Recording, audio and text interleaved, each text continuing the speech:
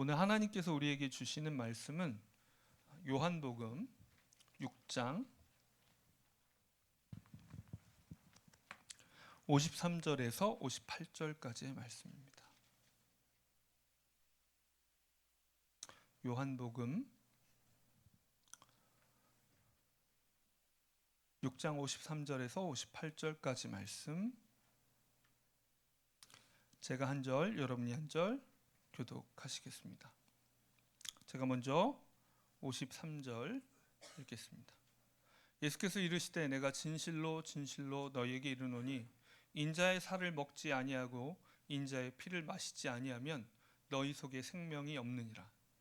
내 살을 먹고 내 피를 마시는 자는 영생을 가졌고 마지막 날에 내가 그를 다시 살리리니 내 살은 참된 양식이요 내 피는 참된 음료로다. 내 살을 먹고 내 피를 마시는 자는 내 안에 거하고 나도 그의 안에 거하나니 살아계신 아버지께서 나를 보내심에 내가 아버지로 말미암아 사는 것 같이 나를 먹는 그 사람도 나로 말미암아 살리라.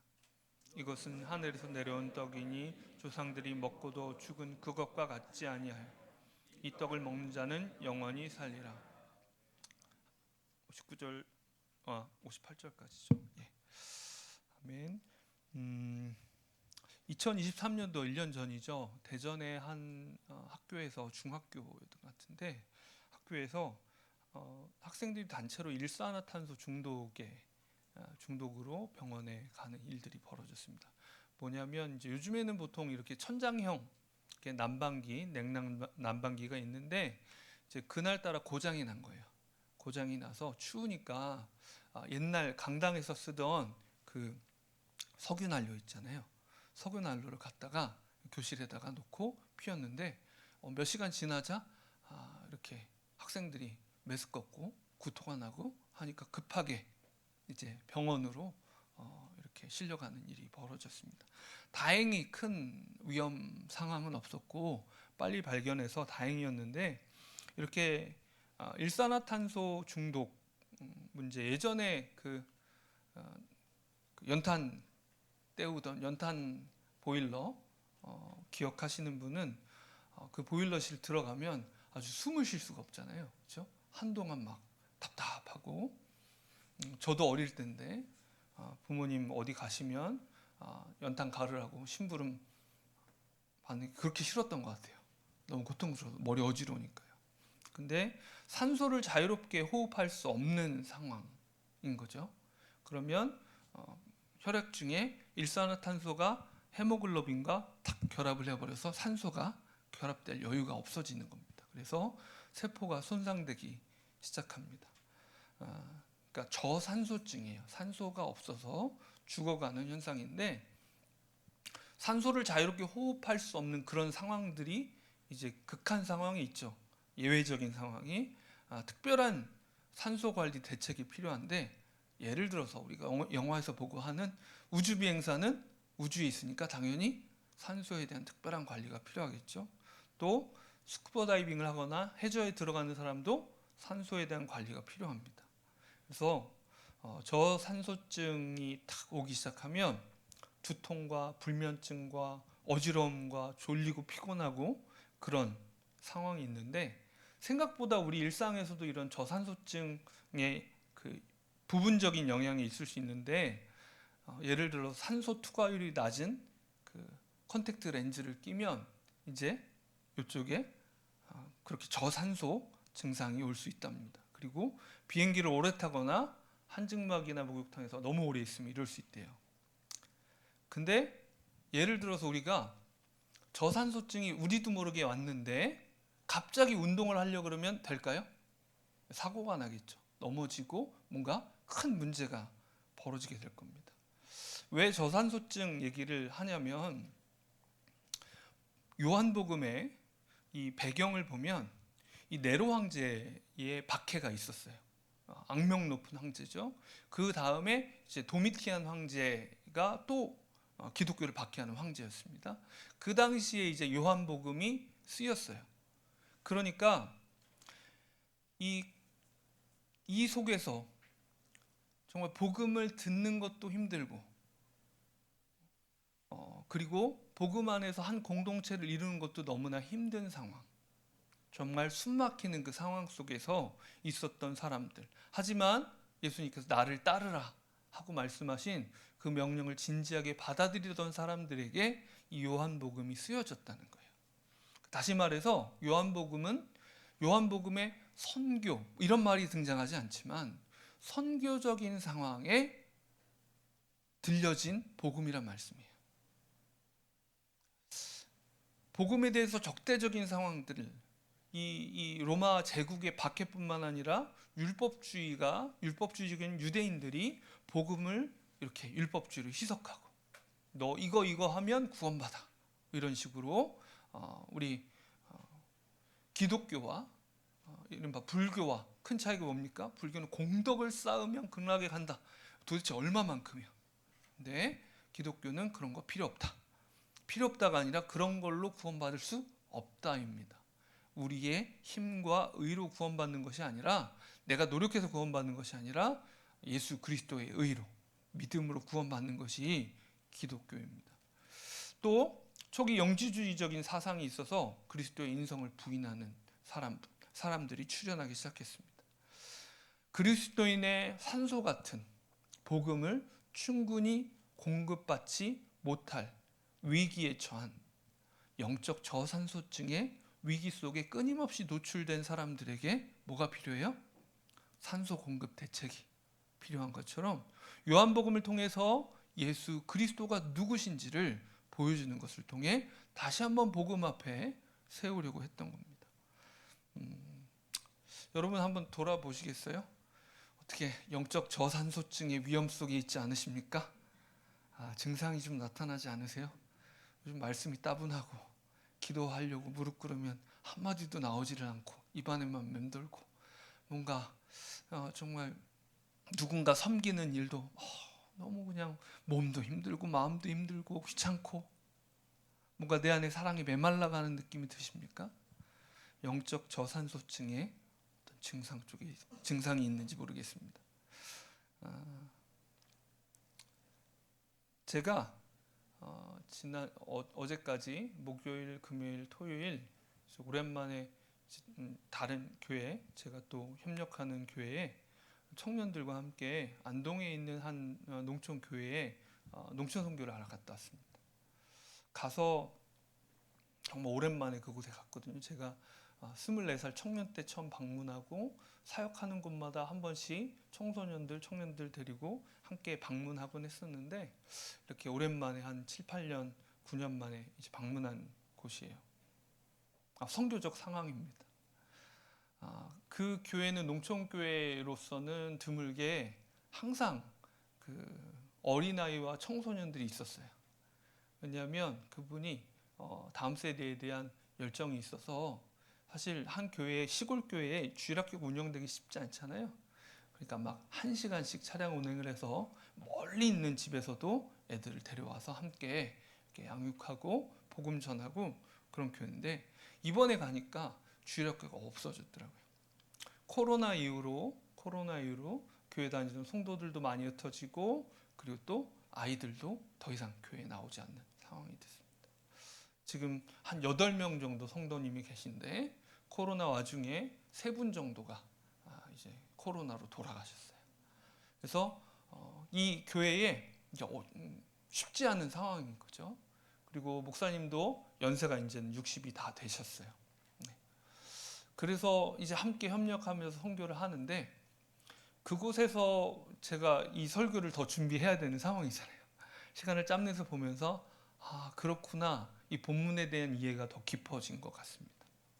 왜 예수님께서 나를 먹으라고 말씀하셨는지, 내가 나의 살과 피를 먹고 마셔라 말씀하셨는지, 그 선교적 상황 속에 몸으로 체험하면서 이게 그래서 그렇구나 하는 경험들을 했던 것 같습니다.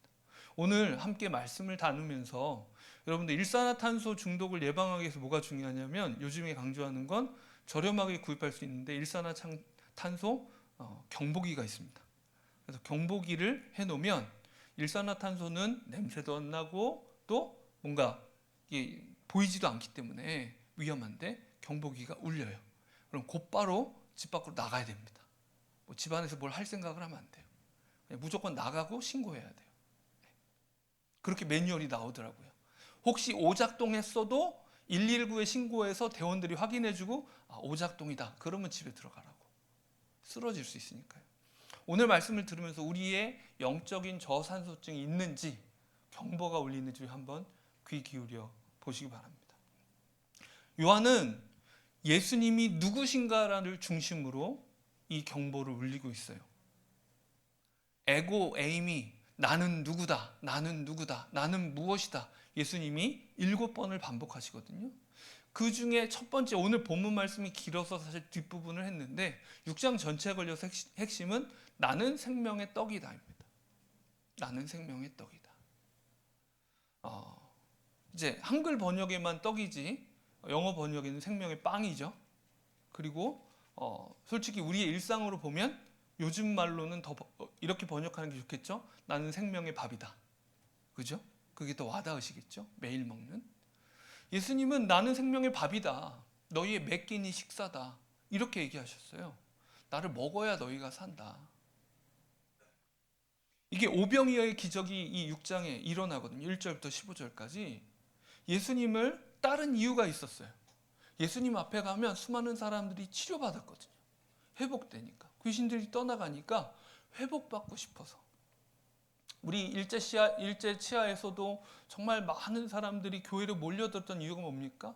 그 암울한 시대의 위로가 교회에서 찾을 수 있었기 때문이거든요. 그런데 그래서 그 일제 치하에서 평양 대부 운동이 일어난 거 아닙니까? 일제의 그 넘어가는 국권이 넘어가는 그런 그 와중에 그 연약하고 가난하고 힘든 상황에 예수 그리스도의 복음이 이 민족에게 이렇게 빛을 비추기 시작한 거죠. 그런데 예수님을 따른 이 사람들의 마음은 그렇게 처음 동기 그럴 수 있죠. 그런데 오병이어의 기적을 딱 맛보고 나서 이 사람들이 이게 답이다. 어떤 답이요? 내가 찾던 답이다. 이들이 찾고 있던 답은 뭐냐면 나를 좀 이 고통스러운 삶에서 해방시켜줄 나의 욕망의 화신을 찾았습니다. 나에게 돈을 대줄 사람, 나를 오늘 먹여줄 사람을 찾는 거예요. 그러니까 배불리 먹고 나니까 이 놀라운 기적을 봤잖아요. 눈앞에서 물고기 2마리와 보리떡 5개로 이 5,000명이 넘는 여자와 아이들까지 하면 수만 명이 되었을 그 사람들을 다 먹였단 말이에요. 와, 그래서 표현이 적나라하죠. 예수님을 사로잡아 왕으로 삼고자 하였다라고 합니다. 그게 어떻게 왕입니까? 사로잡아 왕으로 삼는 게 왕입니까? 노예지. 그렇죠? 이들이 원했던 건 알라딘의 요술램프에 나오는 요정 진이었습니다. 그래서 무슨 분부든 하세요. 내가 다 들어드리겠습니다. 하는 가짜 메시아를 원했던 겁니다. 예수님은 곧바로 그들을 떠나십니다. 예수님 적극적으로 그들과 멀어지세요. 그리고 홀로 기도하십니다. 그리고 기도하던 그 차에 제자들은 예수님을 따라서 배로 이동하다가 풍을 만납니다. 예수님이 첫 번째로 에고 에이미 하셨던 게 나는 생명의 떡이다 하신 거고, 두 번째 이제 말씀하신 게 또 에고 에이미가 또 이 본문 앞에 또 등장하는 게 바다 위를 걸으시는 기적이 곧바로 오병이어 기적 바로 뒤에 나오거든요. 16절에서 21절까지 나오면서 풍랑 속에 있는 제자들에게 예수님이 나다 얘기하세요. 그걸 또 에고 에이미 하십니다. 에고는 I고 영어로 하면 나는, 그리고 그 에이미는 무엇이다 라는 뜻인데, 헬라어에는 원래 우리 한국말에도 주어 생략을 자주 하잖아요. 그러니까 말뜻을 분명히 하려면 도대체 누가 그랬냐고 확인해야 돼요. 그런데 헬라어는 동사가 그 인칭이 따로 있어가지고 영어처럼 I am, you are 하는 것처럼 aim이 하는 건 나는에만 붙이는 말이기 때문에 에고를 안 써요. 언제만 쓰느냐? 신적 존재를 얘기할 때. 구약 성경 나는 스스로 있는 자다라는 말을 유대인 공동체에서 헬라어로 번역하면서 70인경에서 에고 에이미라고 번역합니다. 그래서 예수님께서 에고 에이미, 나다 말씀하실 때 나니 내니 두려워 말라라고 말씀하실 때 내가 신적인 존재로서 너희와 함께하니 너희는 안심해라. 걱정할 필요가 없다. 두려워할 필요가 없다. 라고 말씀해 주신 거예요. 끊임없이 요한은 예수님께서 분명하게 선명하게 하나님의 아들이신 것을 얘기해요. 그런데 우리가 종종 착각해요. 우리는 예수님을 알라딘의 요정, 알라딘의 요술램프의 요정처럼 그렇게 착각하는 거예요. 그렇게 축소시키는 거예요. 근데 예수님이 그런 우리에게 나다 말씀하시면 우리 어떻게 해야 돼요? 바로 무릎이 꿇려져야 돼요. 마치 빈 그물로 고생을 하다가 예수님이 그물을 가득 물고기를 잡게 해주셔서 그 기적을 경험했던 베드로처럼 베드로가 그걸 알자마자 어떻게 했어요? 예수님 앞에 무릎 꿇었어요. 예수님을 그냥 평범한 선생님으로 볼 수 없었던 거예요. 나는 죄인입니다. 나를 떠나소서 말씀했어요. 예수님 앞에서 신적 존재의 그 거룩함과 그 경외심을 느끼고 차마 그 앞에 설 수 없는 존재라는 걸 마음으로 깊이 느꼈던 거죠. 요한이 요한복음에서 내가 누구다라고 말할 때마다 우리 그리스도인들의 마음은 예수님이 어떤 분이신가를 깨닫고 그 앞에 무릎 꿇을 수 있어야 됩니다. 그렇지 못하면 우리 멋대로 우리의 욕심대로 예수님을 멋대로 바꿔버리는 거예요. 마치 광야에 이스라엘 백성들이 금송아지를 갖다가 귀걸이랑 다 녹여서 만들어 놓고 그 앞에 여호와 이름 붙여놓고 그 앞에 예배 드린다고 제사 드린다고 그 앞에 뛰놀았잖아요. 우리가 분명한 초점을 갖지 않으면 이 예배당에 똑같이 와 있으면서 하나님으로 섬기는 대신에 하나님을 내 욕망을 실현시켜줄 어떤 존재로 뒤바꿔버리는 우상숭배의 자리가 될 수도 있다는 겁니다. 우린 예수님이 누구신지 다시 알아야 합니다. 여러분, 예수님은 대답하지 마시고 마음속으로 대답해 보세요. 예수님은 누구십니까? 예수님 여러분에게 누구십니까?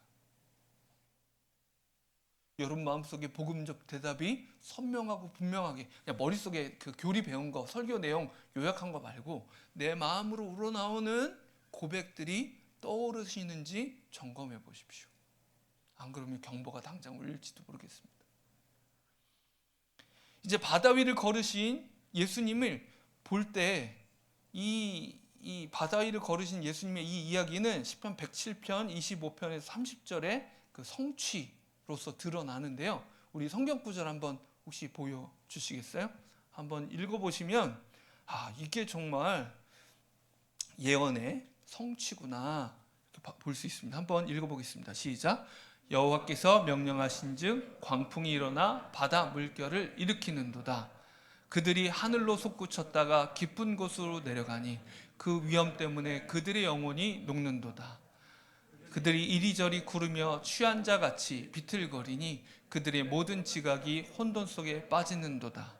이에 그들이 그들의 고통 때문에 여호와께 부르짖으매 그가 그들의 고통에서 그들을 인도하여 내시고 광풍을 고요하게 하사 물결도 잔잔하게 하시는도다.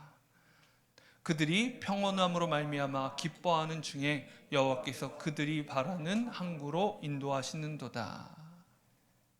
예전 개역판에는 소원의 항구로 이렇게 번역이 돼서 그 표현 기억하시는 분도 계실 텐데 이렇게 이 말씀이 바로 이 자리에서 이루어지는구나. 예수님께 주여 간구할 때 신적 존재에게 간구하는 것이고 그 풍랑 가운데서 주님이 들으시고 잠잠하라. 내니 두려워하지 말라 하실 때 파도도 그리고 그들 영혼 가운데 있는 마음속을 가득 사로잡던 두려움의 파도도 잠잠해졌습니다. 이제 제자들의 공동체는 경험하고 있어요. 예수님 누구신지 어떤 분이신지 몸으로 경험하고 있어요. 예수님이 결코 내게 떡을 주시는 분으로 내가 그분을 이용할 수 없는 분이신 것을 알고 더 깊이 알아가고 있어요. 우리 멋대로 조종할 수 있는 분이 아니에요. 그분은 자판기가 아니란 말이에요. 기도로 동전 넣으면 덜컥 나오는 음료수 캔을 내주는 그런 자판기 같은 존재가 아니란 말씀입니다. 이제 그 제자들에게 나는 생명의 떡이다. 나는 생명의 밥이다. 너희가 나를 먹지 않으면 생명이 있을 수 없다. 이 광야에서 이스라엘 너의 조상들이 구원을 얻을 때 하늘에서 떡이 내려와서 하늘에서 만나가 내려와서 먹였던 것을 기억하지. 근데 그 하늘에서 내려온 양식을 먹었던 너희 조상들도 다 죽었잖아. 하지만 하늘에서 내려온 생명의 떡을 먹으면 영원히 살게 된다. 그런데 그게 바로 나다 얘기하셨어요. 그러면 그 말씀 앞에 아멘 하고 무릎 꿇었으면 좋은데 모든 사람이 의혹을 제기했습니다. 왜냐하면 예수님 표현하신 그 표현에 나를 먹는 자는 이라고 말할 때 먹는다는 표현이 굉장히 생생한 표현이에요. 그 말이 쓰일 때 굳이 지금 여러분에게 좀 더 와닿게 표현하자면 나를 씹어 먹으면 이라고 표현하면 더 맞을 것 같습니다. 그러니까 이 본문이 계속 오해됐을 수 있겠죠. 실제로 초대교회 교인들은 이런 표현들을 썼기 때문에 로마 당국으로부터 핍박을 받았어요. 저 종교는 사교다. 인육을 먹는다. 라는 오해를 받았어요. 매번 모일 때마다 성찬식을 했거든요. 뭘 먹는지 확인했겠습니까? 먹은 자국만 있으니까 저건 비밀리에 모였죠. 그렇게 생각을 했어요. 하늘로부터 내려온 생명의 떡이다 라는 말을 듣고 어떻게 그럴 수 있습니까? 라고 바로 오늘 본문 우리 읽은 본문 바로 앞절에 얘기를 하자 예수님은 더 적나라한 표현으로 표현하신 게 53절부터 말씀입니다. 53절에 인자의 살을 먹지 아니하고 그냥 나를 먹지 아니하고 이러지 않고 인자의 살을 먹지 아니하고 그러니까 사람들이 눈에 확 그려진 거예요. 내 피를 마시지 않으면 아니 도대체 그러니까 이 사람들이 뭘 먼저 요청했냐면 우리가 예수님을 믿을 수 있는 표적을 증거를 보여주십시오. 증거는 사실 오병이어를 통해서 다 보여준 거 아니에요, 그렇죠? 근데 또 증거를 더 보여달라는 거예요. 그러자 예수님이 나를 먹고 마신 자는 영생을 얻게 된다. 그것이 하늘에서 내려온 양식이다. 나다. 이렇게 얘기하신 거예요. 그러니까 도대체 이게 무슨 말이야. 감당할 수가 없게 된 거고 다시 물어보자마자 예수님은 더 적나라한 표현으로 내 살을 씹어먹지 않으면 삼키지 않으면 내 피를 꿀꺽꿀꺽 마시지 않으면 너희는 생명이 없다. 54절 내 살을 먹고 내 피를 마시는 자는 영생을 가졌고 마지막 날에 내가 그를 살리리니 내 살은 참된 양식이요 내 피는 참된 음료로다. 56절 내 살을 먹고 내 피를 마시는 자는 내 안에 거하고 나도 그 안에 거하나니 말씀하십니다. 날마다 그리스도를 이렇게 먹고 마신다는 의미, 성찬식 때 이 구절들을 많이 읽잖아요. 나를 기념하라 라고 6월절 만찬에서 말씀하신 예수님의 이 말씀이 이제 떠오르게 되겠죠. 실제로 요한복음을 읽고 있는 공동체도 매 끼니마다 성찬식을 했어요. 우리처럼 예배 중에 성찬식을 하는 게 아니라 뭐예요? 같이 성도들이 모여서 점심 먹는 게 성찬이었습니다. 사실 그때에는 세례를 받아야만 성찬식에 참여한다라는 엄격한 규정까지도 없었을 겁니다. 물론 그때는 약간의 결사 공동체, 이제 핍박받는 공동체이기 때문에 아무나 오기는 힘들었을 거예요. 좀 더 확실한 사람이 오게 되었겠지만 이제 먹고 마실 때마다 예수님을 기억하는 겁니다. 그런데 이 표현이 워낙 적나라하니까 십자가로 이 십자가를 기념하고 기억하는 이 말씀을 로마 가톨릭 같은 경우에는 오해를 했어요. 화채설이라고 부르죠. 뭐라고 오해했냐면 신부가 축복을 하면 이 떡과 포도주가 실제 예수님의 살과 피로 바뀐다. 그래서 먹는 거는 예수 그리스도의 살과 피를 실제 먹는 것이다 라고 주장하는 것이 화채설이거든요. 그래서 별별 일이 다 있습니다. 제가 본 한 영화에서는 이제 그걸 비꼬는 거죠. 아일랜드 배경으로 한 영화인데 이렇게 아이가 입교를 했어요. 입교를 해가지고 성찬을 먹었어요. 체한 거예요. 체해가지고 토했어요. 가지고 할머니가 급히 신부님께 전화를 겁니다. 이 거룩한 예수님의 몸과 피를 토했는데 어떻게 해야 될까요? 실제로 중세 때는 이렇게 잔으로 포도주를 나눠주면 신자들 중에 그걸 떨어뜨려서 깨트리는 경우가 있었는데, 그리스도의 피를 어찌할 수 없다, 닦아낼 수 없다라고 해서 사제들이 혓바닥으로 핥았다, 이런 경우도 있어요.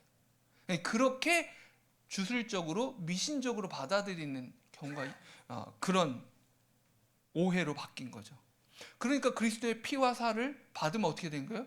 자동 구원, 이런 식이 되는 거예요. 교리적으로 잘못되고, 또 성체 훼손, 성찬 받아다가 따로 빼가지고 이렇게 훼손해서 기독교를 모독한다, 이게 난리 난 적이 한 번 있어요. 한국에서도. 근데 그런 일들이 벌어지는 이유가, 그런 논란이 있는 이유가 그런 건데, 성찬의 실제 의미는 뭐예요? 그리스도와의 연합을 기억하고 기념하는 겁니다. 루터란이라고 부르죠. 루터교에서는 매 주일 성찬식을 합니다. 그러니까 주일 예배 일부 같은 건 이제 예배를 우리처럼 드리고, 그 다음에 곧바로 성찬식을 모두 해요. 앞에 성찬대가 다 따로 있어서 한 명씩 한 명씩 나와서 성찬을 받습니다. 심지어 미국에 있던 한 교회, 루터란 교회 얘기를 들어보니까 매일 아침마다 성찬식을 한다고 하더라고요. 출근하기 전에 교회 들려가지고 성찬을 받고 간대요. 이게 미신적인 의미로 그런 건 아니고요. 예수 그리스도를 날마다 기억하는 영적 훈련을 하는 거예요. 그리고 실제로 그리스도와의 연합의 생생한 경험이 그냥 상징이야, 그렇게 피상적인 영적 경험으로 이렇게 말하면 안 되고, 구체적이고 물리적으로 이렇게 느낄 수 있는 연합의 경험으로 생각을 한다면, 이 먹는다는 것이 여러분 어떤 것이냐면, 우리는 뭔가 먹을 때마다 뭔가가 파괴되는 것이잖아요. 식물이든 동물이든 간에 우리가 뭘 먹으면 어떻게 돼요? 생명이 파괴되는 일이 그 모든 조리 과정과 우리가 소화시키는 과정에서 일어나잖아요. 누군가의 희생으로, 사람이 아니지만 누군가의 희생으로 우리는 삽니다. 마찬가지로 먹고 소화시킨다는 것은 예수 그리스도께서 우리를 위해서 희생하셨고, 우리는 그리스도의 살과 피를 먹음으로, 소화시킴으로 힘을 얻는 겁니다. 종교개혁자들은 이런 전통을 생각하면서 로마 가톨릭의 이 미신적인 신앙에 대해서는 반대했지만, 매 끼니 식사를 성찬으로 간주해서 먹고 마실 때마다 예수님을 기억했습니다. 여러분, 우리 식사 기도가 좀 더 진지해져야 될지 모르겠어요. 그렇죠? 네. 우리가 먹고 마시는 것은 예수 그리스도께서 주신 생명을 먹고 마시는 겁니다. 이제 그 매번의 식탁을 대할 때마다, 매번의 예배에 있을 때마다 우리가 그리스도를 먹고 마시지 않으면 어떻게 될까요? 영적인 저산소증이 걸립니다. 증상들은 어떤 것들이에요? 마땅히 그리스도께 공급받아야 될 사랑이 식어져 갑니다. 사랑이 막혀요. 사랑이 막혀요. 여러분 마음속에 사랑이 샘솟으시나요? 긍휼의 마음이 있으신가요? 아니면 어느 결에 누가 뭘 하면 짜증나고 한바탕 쏘아붙여주고 싶고 막 비판을 해대고 싶은 마음들이 막 올라오시나요? 저산소증에 걸리고 계신 거 아니에요? 하나님과의 생생한 교제가 없을 때 의무감에 눌려서 율법주의적인 성김을 합니다. 이거 내가 해야 되는데. 그전엔 기쁨으로 했거든요. 근데 이게 해야 되는데 몸이 안 움직여요. 힘이 없어. 의지가 생기지 않아. 왜요? 그리스도께 공급받는 생명이 없는데 어떻게 그걸 할 수 있겠어요? 고난 중에 위로를 얻지 못합니다. 그리스도께 생명을 공급받는 사람들의 중요한 특징 중에 하나가 그리스도인의 삶의 고난을 피할 수가 없어요. 기독교 역사 중에 제대로 된 그리스도인 치고 남녀노소를 불문하고 지위의 고하를 불문하고 고난을 피할 수 있는 길이 없어요. 그것이 내면의 고난이든 외적인 고난이든 고난이 있게 마련인데 그 안에 위로가 없습니다. 위로를 얻지 못해요.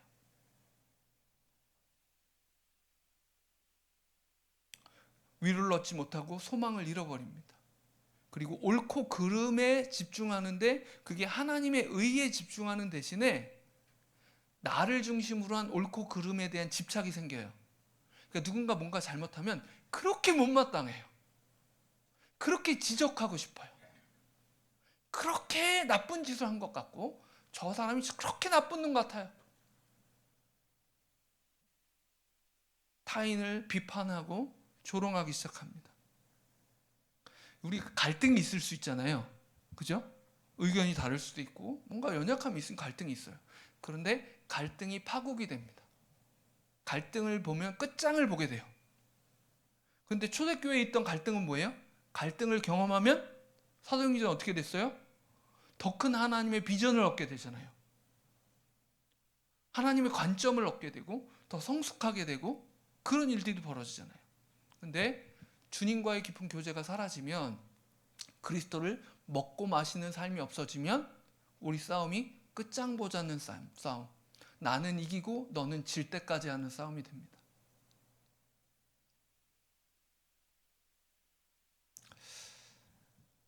사실 여러분 우리도 날마다 그리스도를 먹지 않고는 버틸 수 없는 선교적인 상황 속에 살아가요. 법적으로는 그렇지 않지만 종교 자유는 있지만 실제로는 그리스도인이 조롱받고 기독교가 조롱받는 사랑 속에 살아갑니다. 어떻게 제자로 증인으로 살 수 있을까요? 제가 안동 농촌 선교 갔던 얘기를 잠시 드렸는데 그분을 볼 때마다 제 마음이 참 행복해요. 벌써 26년, 7년째 교제를 하고 있는데 제가 처음 찾아뵀을 때는 그분이 전도사님이었어요. 청년 시절에. 그리고 교회 사택 시골교회 하루에 버스 2대 다니는 마을인데 사택이 흘렸어요. 그야말로 그 신장로가 나가지고 비포장 도로에 처음으로 정부가 도로를 놔주는데 토지 측량을 해보니까 사택이 국가 부지를 침범한 거예요. 그래서 도로를 놓으면서 사택을 헐어버렸어요. 이분이 낭망이 돼가지고 왜냐하면 딸 셋인데 갓난 아이가 있었거든요. 그러니 오죽 마음이 힘들었겠어요. 컨테이너 하나 간신히 갖다 놓고 생활하면서 이제 이곳을 떠나야 되겠다 생각을 하고 저희 팀을 마지막으로 만났어요. 왠지 기분이 쎄하더라고요. 소통을 하는데 답을 성의 있게 해주지 제 느낌에 않으셨어요. 떠날 마음을 갖고 있었던 거예요. 이 팀만 받고 난 떠난다 약속했으니까. 근데 그 상황에 저 너무 무덥고 이번 주중처럼 너무 찌는 더위에 숨이 막히는데 애들을 모아다가 성경학교를 하니 애들이 정신이 차려지겠습니까? 아이고 도저히 아무것도 할 수 없어요. 근데 진행을 일단 했어요. 하는데 그때가 8월 15일 어간이었던 것 같은데 너무 찌는 더위였는데 유치부에서 자매가 올라왔어요. 오빠 안 되겠어요. 애들이 3분도 집중을 못해요. 너무 더워서 어린 애들이니까. 그래서 싹 시켰대요. 목욕을 다 시켰대. 그래도 5분이 못 가는 거예요. 불가능하다. 보니까 유초등부도 마찬가지예요. 그런데 그 상황에 청년부 담당 목사님은 밤새 운전을 하고 안동까지, 그때는 안동이 지금은 경북도청 소재지잖아요. 근데 그때는 안 그러니까 도로가 없으니까 밤새 내려갔어요. 가지고 그냥 잠들어 깨울 수 없는 상황. 그리고 그 와중에 담당 전도사님 막내딸은 아파서 저희랑 소통 없이 병원에 가셨다는 거예요. 아무런 결정도 내릴 수 없어서 모였습니다. 모여가지고 다 와라. 애들을 다 내팽겨쳐 두고 라고 표현은 안 했지만 실제로는 그렇게 하고 다 모였어요. 모여가지고 제가 뭘 할 수 있는 게 없으니까 기도하자. 거룩하고 경건한 선택 아니고요. 할 게 없으니까 기도하자. 기도 그냥 하려니까 너무 지쳐 있어. 그래서 찬양을 하자. 그래서 제가 기타 치고 찬양을 시작했습니다. 찬양을 했는데 그때 농촌선교 주제곡 중 하나가 세상 모든 민족이 구원을 얻기까지 쉬지 않으시는 하나님. 계속 반복해서 찬양을 하는데 갑자기 속에서 불길이 올라오는 거예요. 우린 지금 아무것도 할 수 없는데 하나님이 지금 일하고 계시다고? 나는 아무것도 할 수 없는데 주님이 일하고 계시다고? 그리스도의 생명을 먹고 마시는 순간이 벌어진 거예요. 그리스도의 생명을 먹고 마시는 일이 벌어지니까 우리의 물리적인 온도가 내려간 게 아니거든요. 갑자기 선교팀원들 데려다가 시원한 물을 먹인 게 아니에요. 기도만 했어요. 그런데 찬양하고 기도할 때 그리스도의 생명에 접해지니까, 그리스도 안에 머무니까 모든 판도가 다 바뀌는 거예요. 한참을 우리가 정신없이 기도하다가 제가 눈을 떴어요. 왜냐면 다 기도하고 있는데 이 기도회를 마무리 지어야 되나 어떻게 해야 되나 눈을 떴는데 어떤 일이 벌어지냐면 정신을 못 차리고 있던 어린애들이 눈을 초롱초롱 뜨고 우리를 둘러싸고 서 있는 거예요. 그 장면이 또 얼마나 감동이 되는지, 얘들이 도대체 이 인간들이 뭘 하고 있는 건가, 이 상황이 뭔가, 근데 뭔가 다름을 느끼는 거죠. 그래서 제가 우리 이제 기도 그만하고 복음을 전하자. 애들한테 복음을 전하자. 원래 있던 프로그램도 아닌데 복음을 전하자. 빨리 저기 사형리나 복음소리나 이런 거 다 꺼내가지고 글 없는 그림책 이런 거 꺼내서 복음 전하자. 그때 아이들이 많이 예수를 영접했습니다. 초등학교 4학년인가 5학년 아이가 하나 떠날 때 선생님 또 와요? 그래서 제 마음에 어떤 마음이 있었냐면 이런 마을들이 또 있을 거야 라는 마음이 있었어요. 한 곳만 계속 오겠다는 약속을 못 하겠더라고요. 그러니까 그 애가 뭐라고 대답했냐면 그럼 우리 천국에서 꼭 봐요. 가르쳐준 말이 아니에요. 그리스도의 생명이 쏟아져 부어지기 시작할 때 연약한 인생들에게, 고난 가운데 있는 인생들에게, 선교적 상황들에 있는 인생들이 포기하지 않고 그리스도를 먹고 마시기 시작할 때 그곳에 그리스도의 생명의 잔치가 벌어지는 겁니다. 근데 그 일을 경험하고도, 그 일을 보고도 어떤 사람은 믿지 못하는 자가 있을 수 있겠죠. 여러분, 우리는 모두 그런 선교적 상황 속에 있습니다. 그리스도와 함께 해야 합니다. 그리스도와 함께 하기 위해서 고난을 무릅써야 합니다. 그리스도와 함께 하기 위해서는 어떤 자리로 편안한 자리가 없어요. 나를 따르라 말씀하실 때 예수님은 십자가를 지고 말씀하셨어요. 우리가 대기업의 회장이 되어도 편안하지 않을 거예요. 십자가를 그곳에서 져야 할 거예요. 주님과의 교제 속에 그리스도를 먹고 마실 때 일어나는 그 일을 바라보시면서 주님은 우리를 초대하는 것입니다. 나를 먹고 마셔라. 내 살을 씹어 먹어라. 내 피를 꿀꺽꿀꺽 마셔라. 얼마나 실감나는 말이에요. 날마다 이루어져야 되는 것입니다. 그리스도의 십자가를 우린 아직 다 모릅니다. 그리스도 부활의 능력을 우린 다 알지 못합니다. 날마다 먹고 마시면서 우리가 맨날 밥을 먹으니까 뭘 알아요? 쌀밥의 그 미묘한 지역마다 차이를 알잖아요. 밥이 질고 촉촉하고 끈끈하고 그 차이를 우리보다 더 잘 아는 사람들 얼마나 있겠어요. 볶음밥을 할 때는 동남아 알랑미가 더 좋고 돌솥밥에 있는 그 깊은 맛을, 이천쌀이 왜 맛있는지를 왜 알아요? 매일 먹으니까. 매일 먹으니까. 매일 먹고 그게 힘을 얻으니까. 그러니까 빵만 먹고는 허전하잖아요. 밥을 먹어야 한 끼를 제대로 먹은 것 같잖아요. 그리스도의 살과 피를 먹고 마시는 사람들, 그리스도의 피의 능력을, 그리스도의 십자가의 그 풍요로움을, 그 십자가가 대신한 것의 그 풍성한 의미들, 고난 앞에 십자가는 어떤 의미인지, 내가 풍요로울 때 십자가는 어떤 의미인지, 복음을 전할 때 십자가는 어떤 의미이며, 우리가 함께 할 때 십자가는 어떤 의미인지, 나의 원수를 용서해야 할 때 십자가는 어떤 의미이고, 우리 모두가 하나 되어야 할 때 십자가는 어떤 의미인지, 내 마음대로 안 되는 내 자식을 어찌해야 될까 고민할 때 십자가는 어떤 의미인지, 그 풍성한 의미와 맛과 색깔들을 매번 알고 경험하며 생명을 누릴 때에 예수의 생명이 우리 삶 가운데 콸콸콸콸콸콸, 예수의 사랑이 우리의 삶에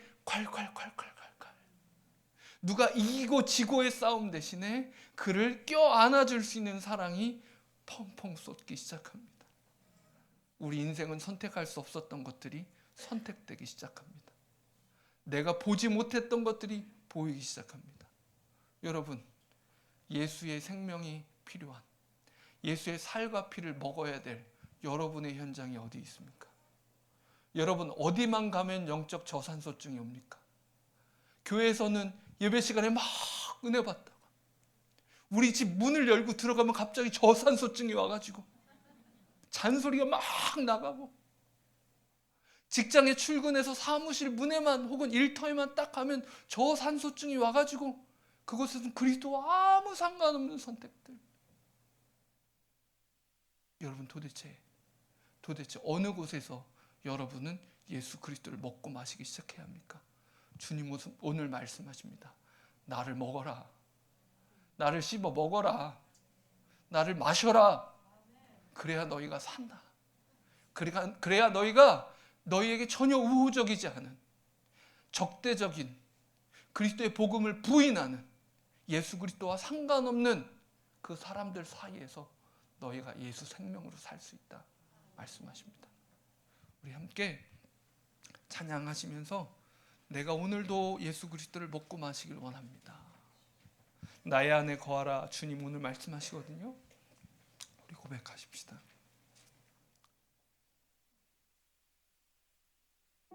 우리 다 같이 일어나셔서